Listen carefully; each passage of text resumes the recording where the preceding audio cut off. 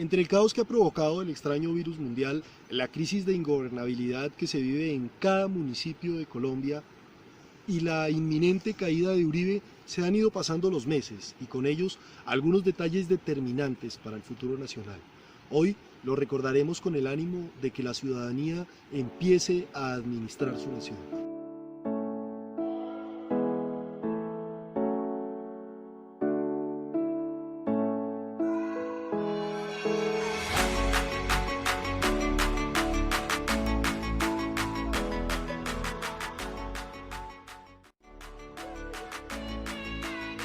Mientras presenciamos las mismas dinámicas presentes en la Venezuela del 2004, tan criticada por el gobierno colombiano de la época, mismo gobierno que hoy las usa en garrafal error ante los ojos del mundo, con el respaldo del presidente de Estados Unidos y la oposición venezolana que tanto han denunciado el sabotaje de los estados a las cortes y a la justicia en el país vecino. Y que en palabras de José Miguel Vivanco, director para las Américas de la división de Human Rights Watch, refiriéndose a la actitud del próximamente expresidente de Colombia, no es propio de una democracia madura.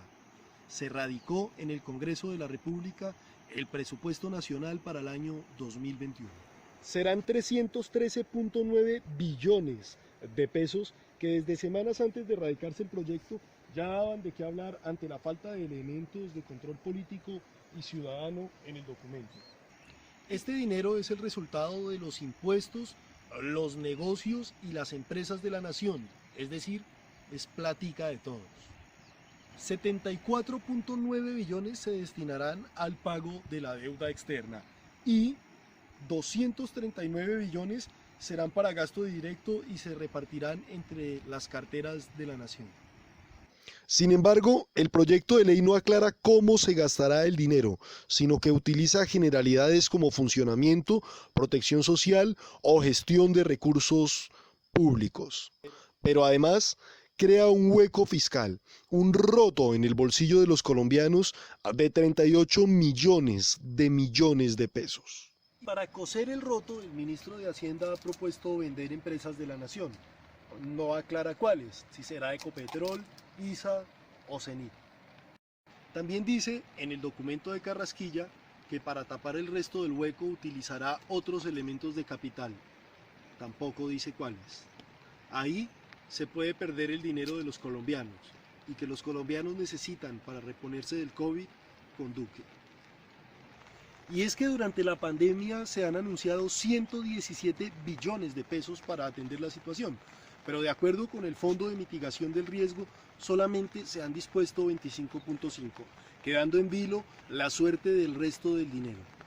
Eso sin contar con una altísima tasa de mortalidad que ha dejado una cuarentena imposible de cumplir para el grueso de los colombianos, combinada con días sin IVA e ingobernabilidad. Una muestra palpable de ello es la débil política de auxilio educativo que ha dejado a la universidad colombiana en crisis. No han sido suficientes los esfuerzos institucionales por bajar las matrículas, alargar las fechas o eliminar las extemporáneas. En un país donde el grueso de la población de clase media y baja que logra ingresar a la universidad, a la educación superior, lo hace en universidades privadas o mixtas, se espera que la deserción para el segundo semestre llegue al 50%. Lo expresan las universidades a través del Observatorio de la Universidad Colombiana. Entre las causas, además de la actual crisis, está la falta de fe de los estudiantes en la educación virtual y la competencia casi caníbal entre las universidades y las entidades de educación superior. La consecuencia no es otra que la pérdida de motivación en los jóvenes para ingresar a la educación superior, la desfinanciación de la universidad y la pérdida por efecto de la calidad educativa. Pero más allá, la mala preparación del personal profesional colombiano podría reflejarse de manera muy negativa en la economía y la microeconomía del país. Mientras los colombianos hacen un esfuerzo sobrehumano para sobrevivir y salvar algo de su capital, el presidente de la República, Iván Duque, promueve la intromisión extranjera en la justicia colombiana. Dejando de facto su nulo interés en el bienestar de la nación, y demostrando que su mayor afán es mantener en el poder a su patrón. Ante tales actos tan vergonzosos, el mundo entero mira a Colombia como si se tratara de una república bananera, patio trasero de los Estados Unidos, donde la justicia tiene preferencias según las conveniencias del presidente de turno allá, en Estados Unidos. Ya han empezado de parte del mismo gobierno americano que se entromete en nuestra soberanía las recomendaciones de no viajar a Colombia. ¿Qué será lo próximo que debemos esperar que nuestro presidente promueva? ¿Acaso será que nos impondrán un bloqueo económico para evitar que se juzgue a Uribe? Y en caso de ser condenado, ¿debemos esperar una invasión americana? Entre tanto, mientras se habla de legalización recreativa de la marihuana como elemento de control sobre un delito sin víctima, como es el consumo de esta, como alternativa financiera y como sistema para disminuir el abuso de poder de las fuerzas públicas que han encontrado en la incautación de pequeñas dosis y la detención de microtraficantes que nunca terminan presos, una excusa perfecta para solapar su participación en el delito y su asociación con las bandas criminales. Se registran en Colombia matanzas de líderes sociales y jóvenes cada semana, matanzas que son desatendidas por el gobierno y por los medios de comunicación nacionales.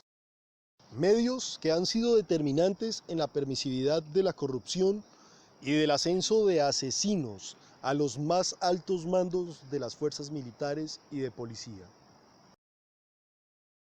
Y se pregunta uno, ¿cómo es que un general que se ha visto involucrado en falsos positivos, desaparición forzosa de civiles, líderes sociales y periodistas, va a garantizar la seguridad de esas mismas personas si las odia? Por lo pronto, el presidente es acusado de alta traición a la patria por promover el sabotaje a la justicia sin pudor alguno. Al tiempo que la Contraloría es ocupada por otro corrupto amigo del presidente Duque y el Centro Democrático, por medio de algunos de sus militantes que no ven con tan buenos ojos al presidente, prepara el sacrificio de este para tapar el escándalo del presunto paramilitar, narcotraficante y defraudador procesal Álvaro Uribe Vélez. Todo el panorama es muy preocupante, pero lo más alarmante es que se intenta promover la idea de que un delito es menos grave si quien lo comete es un amigo de uno, intentando legitimar la estúpida idea de que un asesinato, un secuestro o un delito de lesa humanidad es menos grave si lo comete Uribe que si lo comete la guerrilla de las FARC o cualquier otro actor del conflicto. A manera de conclusión podemos decir que no hay nada más majadero que pretender vender las empresas públicas para pagar deudas. Eso a todas luces es una jugada sucia para vender el capital nacional a los bancos que tanto se han beneficiado de la crisis y la corrupción en Colombia. No menos majadería es dejar morir la educación superior en Colombia cuando es en las manos de los profesionales del futuro que quedará el progreso. También es importante y pertinente señalar que la marihuana en Colombia ya fue legal y que fue un negocio del Estado. Y por ser un delito sin víctima en cuanto a su consumo, está tomando el camino natural que en su momento tomaron el tabaco y el licor. Pero este es otro tema que merece su propio espacio y se lo daremos. Finalmente, pero no menos importante, es aclarar que la función de un presidente es proteger la imagen de su nación, garantizar la participación de la oposición y primar la democracia, pero nunca sabotear la justicia, promover intromisiones de potencias extranjeras en asuntos soberanos y suscitar la persecución y muerte de los líderes sociales y de oposición al permitir y promover el ascenso de delincuentes dentro de las fuerzas militares y de policía y ponerlos incluso en oficinas importantes y determinantes para el esclarecimiento de la verdad. Los delincuentes son siempre delincuentes sin importar su casta o su lugar en el conflicto, y la justicia debe operar para todos por igual, sin distingo. Para eso se creó la Justicia Especial para la Paz, a la cual se pueden acoger los actores del conflicto y que puede ser la solución al problema de Uribe.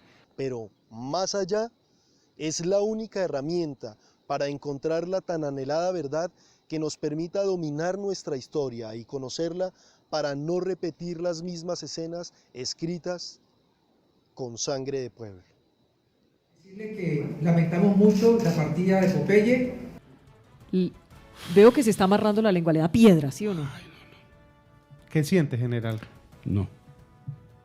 Eso es algo que no debió suceder.